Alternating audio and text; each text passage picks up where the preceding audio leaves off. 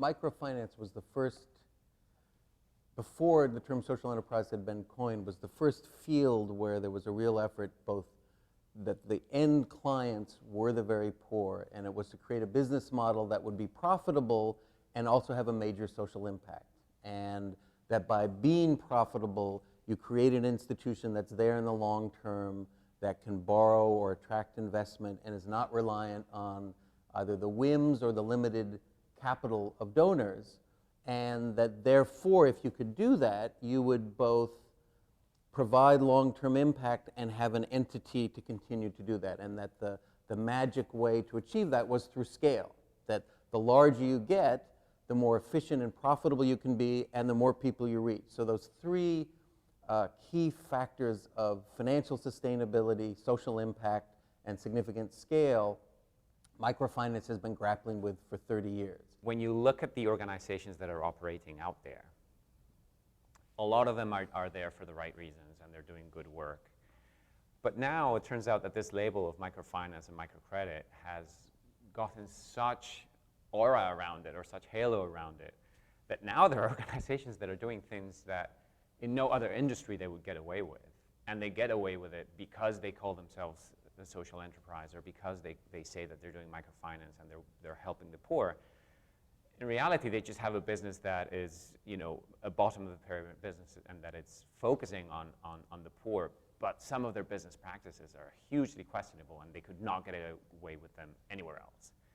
But oh, so it's microfinance, it must be socially responsible, you get away with it, and that's another, I think, negative result of how much we've sold this story. There are significant tensions and trade-offs, and some of those have erupted over the last several years as microfinance has in some ways been more successful, I think, than a lot of the people ever who in microfinance thought it could be. So as you become so profitable and you're attracting now private investors, and we're not talking about social investors or foundations, we're talking about hedge funds and investment banks who want to buy this stock, because where else can you get 50% return on equity anywhere in the world?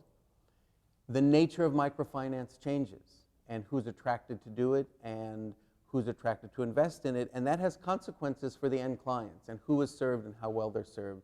And now I think there's been a crisis of conscience within the microfinance community of how do we manage this now, and how do we own up to our role in creating this and figure out a way forward. Despite the rhetoric, microfinance traditionally is not reaching the poorest of the poor. There are some exceptions, but those are just that. There are exceptions to the rule. And so the question is, why? Is it a matter of cost, that the micro lenders or microfinance institutions are not willing to go scale that far because the loan sizes and the savings amounts get that to be that small? In most situations that we see, there's actually an unwillingness of the borrowers to even participate, that there's a fear when you're that poor and you really have absolutely nothing. There's a fear of the formal institution, and particularly when there's a group process for admitting you into the process, that you have to be part of a group loan, that they want you to have have some sort of enterprise. You have to have some activity going on, and these are individuals that don't have an activity that would even count as a micro-enterprise. For people who live on the edge of poverty, it's a dynamic process, and to say we have brought X million people out of poverty is not only questionable but deeply inaccurate, because it's a question of resilience. And if we set a bar for ourselves, which we have in microfinance, how many people are we moving out of poverty? It's the wrong question. How vulnerable are people still?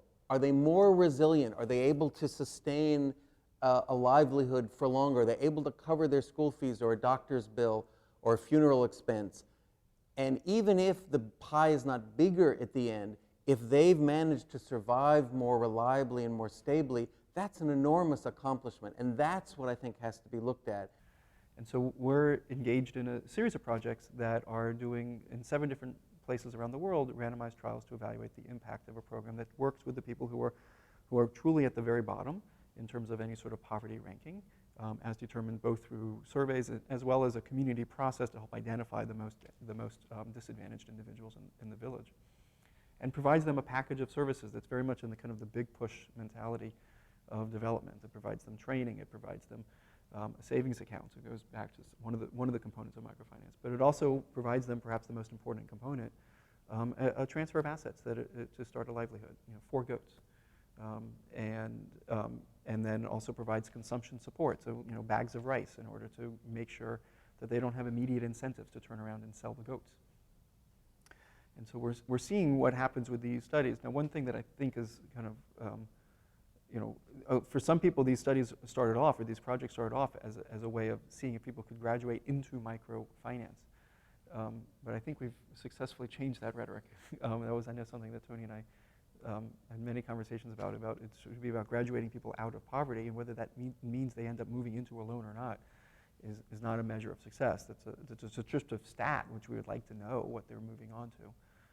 But the measure that we care about in this setting is simply, is this a safety net that was produced that helped get someone out of being the ultra poor and actually sustained itself afterwards, or did they fall back? If you're going to talk about a commitment to poverty alleviation or serving the poor, then you have to actually collect client-level data of what's the poverty level, what's the educational statistics, the health of your clients as they come in, and what are the changes over time. And if you want to talk about being a transformational force in your clients' lives, you cannot do that unless you have that data and you track it in a reliable way and you're willing to be transparent on it. And that's sort of, I think, where the first wave of, for example, randomized controlled trials in microfinance went. It's like, let's really look at everybody who receives the treatment, and regardless of how they do, and see the average impact. And what started to come out of that is, sometimes underneath what you're doing, there's a more complex story that you're not looking at, because you're just focusing on some